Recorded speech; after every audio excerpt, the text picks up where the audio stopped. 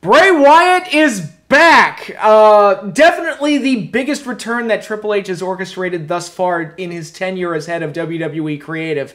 And it was very exciting to see Bray on the pay-per-view. I wish they'd done something a little bit more dynamic with him as far as introducing a storyline and giving him a character direction, but pretty much all he did was show up and lay hints that he's going to have a stable. The term floating around right now is the Wyatt Six. And I don't know, I think WWE has a few too many stables going on right now. They're kind of morphing into what AEW was last year, where they're bringing everybody in and then forming a bunch of stables. It's kind of crazy. It's a little weird, but yes, Bray Wyatt is back and definitely worth getting back. I've said before, I feel like Bray Wyatt was the most misused talent in the last 20 years. I felt like he should have been the second coming of The Undertaker, and now that Undertaker is finally retired, maybe Bray Wyatt will finally ascend to the role that he always should have had. This is a guy who got over initially with the Bray Wyatt gimmick. They horribly misused him because they fed him to John Cena, they fed him to Undertaker. Creatively, they handled him poorly with bad matches with Randy Orton and various other things. And they basically squandered it. His whole group, Wyatt family, almost completely squandered.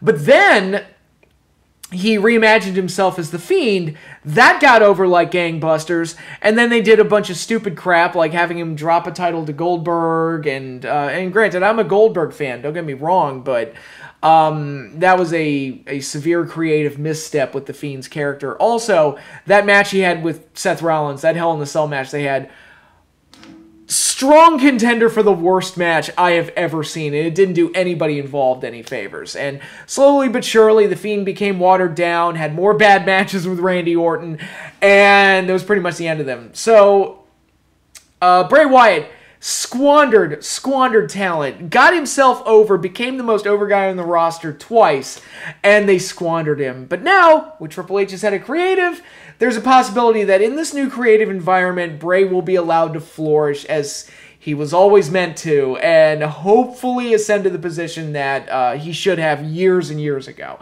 Right now, he's the most interesting thing in WWE. People were very excited to have him back, and I will be tuning into SmackDown on Friday to see what Bray does and see what the ultimate future is for him and what his storyline direction is going to be. Because like I said, at Extreme Rules, he didn't really do anything. He just showed up and everybody popped and went crazy. And they, wise decision ending with Bray Wyatt. I think that was the more exciting point to end on, because the pay-per-view itself, I gotta be honest, not for me. WWE has put on much worse pay-per-views, don't get me wrong. This one, especially when compared to the last two I've watched, SummerSlam and Clash at the Castle, was lacking for me. I'm not a fan of overly gimmicked pay-per-views, and this was a overly gimmicked pay-per-view from start to finish. And the problem is, when you do a lot of no DQ gimmick-style matches, you start seeing a lot of the same things over and over and over again throughout the night, and big spots and big highlight moments start to lose their impact after a while when every match is doing it. Again, it's fucking TNA Lockdown ruined everything.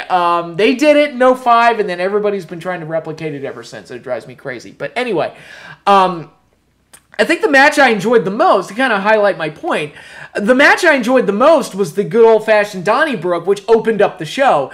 I think Sheamus and Gunther, I keep wanting to call him Walter, but whatever.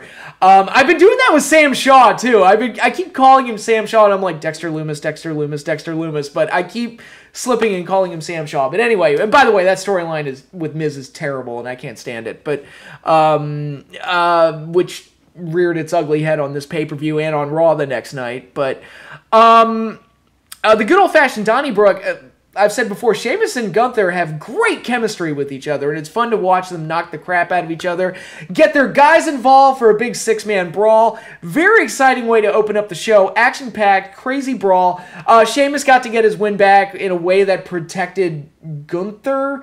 God, I just want to keep calling him Walter. But he won it a way that allowed him to save some face, especially after losing in Clash of the Castle and the creative finish to the SmackDown match they had the night before, which very creative finish. I love that type of, small detail type of stuff. So that was fun, kind of adding a little bit more attention to detail for the rules and taking advantage of it. I thought that was very cool. But Sheamus got his return win here in a way that didn't harm Gunther at all. So I thought all of that came off really, really well. And it was the best part of the show. It was a wild, crazy, out-of-control brawl as advertised, and it delivered. But unfortunately, it was so good that the rest of the card kind of suffered. I thought the SmackDown Women's title match was terrible, and I think it was a match that was beyond Liv Morgan's capabilities. I think when you look at the women's roster in WWE, and yes, I don't agree with having multiple titles, and because I think it divides everything and keeps the divisions from being as deep as they could be or should be. But even with that in place, I feel like Liv Morgan is woefully miscast as SmackDown Women's Champion. Just not believable in the role, and I don't think she has the talent level to be doing, especially doing a match like this, because she did not look good here at all. And Ronda brings credibility and believability, but she's not one to carry people to solid matches. So this match was kind of a slop fest. But Liv lost, and hopefully that's the end of her reign, and we can move on to bigger and better things. But yeah, I thought that match was bad. I thought the strap match was, again, under normal circumstances, probably would have been okay, but was harmed by the fact that we saw the Donnybrook, which was big, like, gigantic stiff fest. So this one kind of looked pedestrian by comparison. Although I will say, Scarlett Bordeaux looking mighty fine in that getup. Holy shit! I was getting classic Sable vibes. Honestly, I would say she's hotter than Sable was at Sable's peak, but that's neither here nor there. Match itself was kind of pedestrian. Honestly, I was kind of watching this one to see if Bray would show up, and he didn't show up during this match, so I kind of lost interest. And then we had the ladder match, Bianca Belair successfully defending the Raw Women's title against Bayley. Some people felt that Bayley should have gone over to keep her group strong. I kind of agree. The match itself was not outside the realm of what you see out of normal ladder matches. It was fine, I guess, but with all the outside interference, I kind of lost interest in it. And then we got outside interference in the very next match, the I Quit match, Edge and Finn Balor, which I felt was way too long, dragged on way too long, and again, did the group interference thing, which was what we saw in the previous match between Bianca and Bayley. And also, we got the wild multi-person brawl at the start of the show. So by this point, it just became old hat and tired. Some of the Rhea Ripley, Beth Phoenix stuff was cool, but other than that, I didn't care about any of this. And I'm not interested in Judgment Day. I've given it a chance. I've watched it week to week. I don't care about this group. Every time Dominic Mysterio tries to look mean and menacing, I just laugh.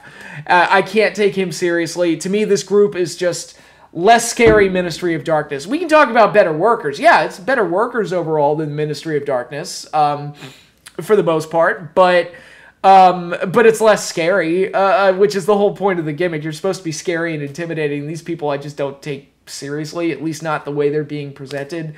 But that's just me. But yeah, so that was that.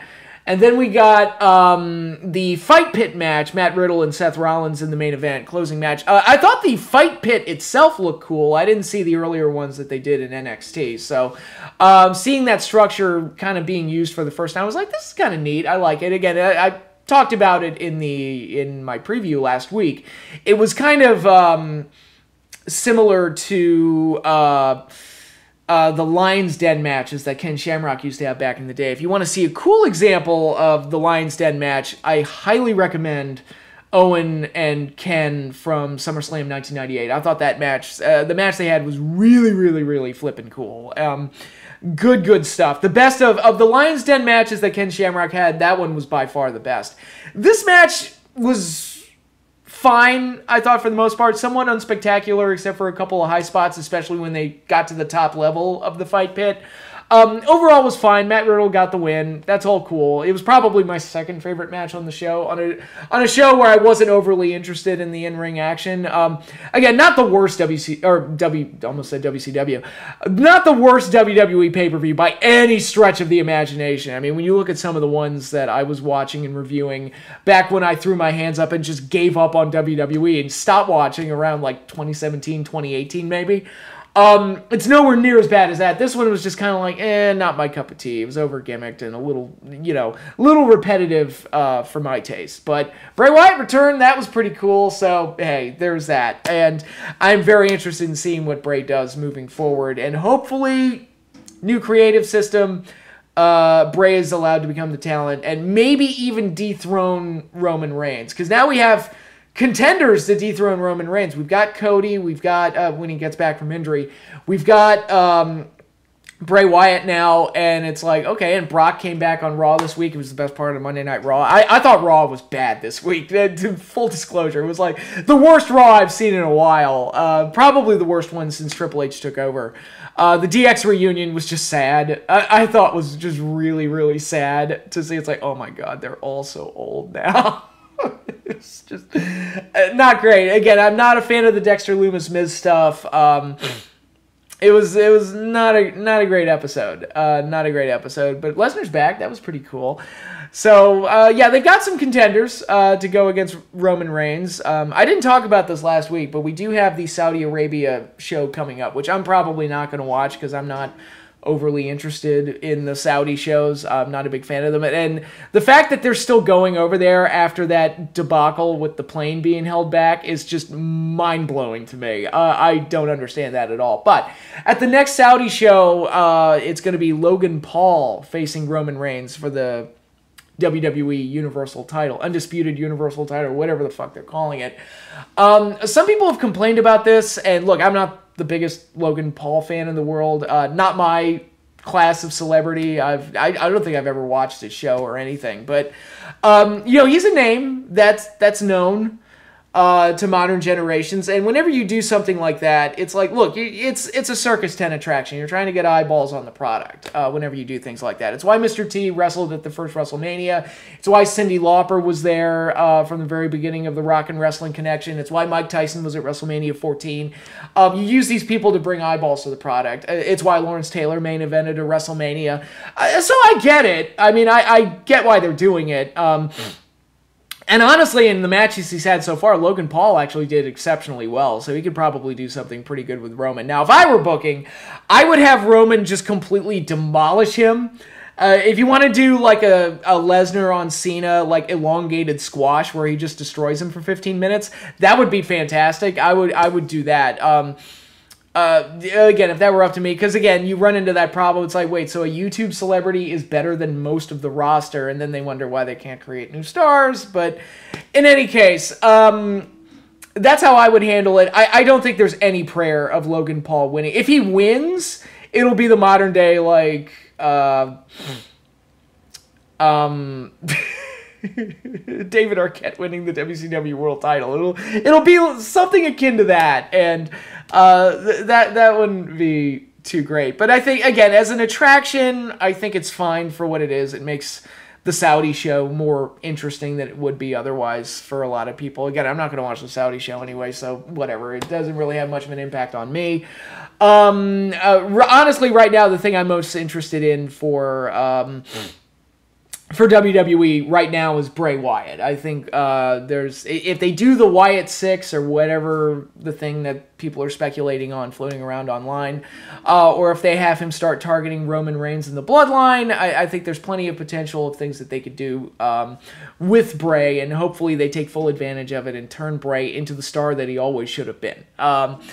So fingers crossed, here's hoping for that. Again, it might be me just kind of trying to be positive, and coming off of a Raw that I was not impressed with, especially with... And let me start this off by saying I do like Carl Anderson and Luke Gallows. I actually do really like them as a tag team. I like big bruiser tag teams. I really do. And I always thought they were a nice, solid one and typically did well, whether it was in New Japan or Impact or that brief stint they had in AEW. They typically do well. WWE, they were good the last time. But we're getting to a point where it's like... I think Triple H is relying on the returns a little bit too much, and it's like every week somebody else is coming back, and it's starting to lose its luster after a while. Again, certain ones are big and make a huge impact, like a Bray Wyatt, for example. That one works, but those guys, it's like, where are they even going to fit? I mean, granted, they're doing a thing where it's like Bullet Club versus Judgment Day, but it's like, yeah, I don't like the Judgment Day. I don't care. AJ probably looking out for his buddies and getting them work. That's probably what's going on here. But in any case, it's like, and again, I don't begrudge them getting work, getting a job. I mean, if you get a paycheck in this world, more power to you. Good on you. Take the gig and do the best you can. That's my motto. But it's hard to get excited about these constant returns and all these guys coming back when they seemingly do it every show. And especially their return came the night after a huge return from Bray Wyatt, and on the same show where Brock Lesnar came back, who's been gone since SummerSlam. So it's kind of like, it didn't even have much of an impact because it was overshadowed by everything else and all the other people that are coming back. So, again, they're kind of repeating some of the mistakes that AEW was making last year when it's like, it became a running gag after a while where somebody would get released by WWE. It's like, all right, how long before so-and-so's All Elite?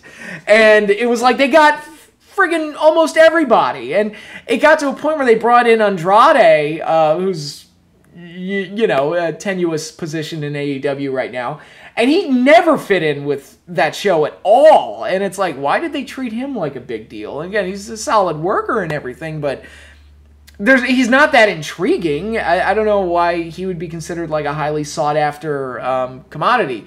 Punk, I understand, all the headaches that he brings, sure, but Punk I completely understand. Guys like that. Bryan Danielson, I understand. Certain big names that you want, or even certain guys that you think you can turn into, didn't really get their fair shake in WWE, that you think you can turn into something like, I'm trying to think of a good example, like Tony Storm, for example. Like, someone like that is worth getting. But when you start bringing in everybody and you do the constant lights go out, so-and-so shows up thing, it becomes repetitive and boring and almost like a running gag after a while. And that's the last thing you want. You don't want it to become like a joke. And right now, it's like, I think WWE's relying a little too much on the returns. And it undercuts the guys that are returning. Instead of doing like a shock return, why not just do vignettes? Like, whatever. Why are vignettes like out of style? I don't understand that. Like, hype up somebody's return or something like that. I don't know. Again, there's no hard and set rule, but it's like you can vary it up a little bit. I don't know. Maybe that's just me. So, yeah, I think I've ranted long enough. Bray Wyatt is back. That is very cool, and we'll see where it all goes. But that is all I have for you now. I am working on a few other videos, my next heel or face video, and I'm also working on a series of videos relating to The Undertaker that I hope to get dropped out in November. November is kind of the month of The Undertaker. That was when he debuted in the WWE, and this is a video series I've been working on for a few months now, and it's like, yeah, November is like Undertaker's anniversary, so why not go ahead and knock that out. And again, Undertaker being retired and in the Hall of Fame, it's like, okay, now I can finally talk about how great Undertaker was, and that was my criticism of him for like the last decade of his career, where it's like, could you just retire already so I can tell everybody how great you were? Thanks. And he's done that, so now I can finally gush over and be nostalgic about The Undertaker. So, those will be showing up in November, and I've got a few other things that I'm working on as well, including if I have time, there's a WCW-related What Went Wrong video that I'm working on, that I'm also planning to get out. So, going to be a busy couple of weeks for me, so be on the lookout for all that stuff. But that is all I have for you now. Thanks again, everybody, for watching. If you like what you saw, be sure to like, subscribe, hit the little bell icon so you get notified when I post new videos. But that is all I have for you now. Thanks again, everybody, for watching, and I will see you all later.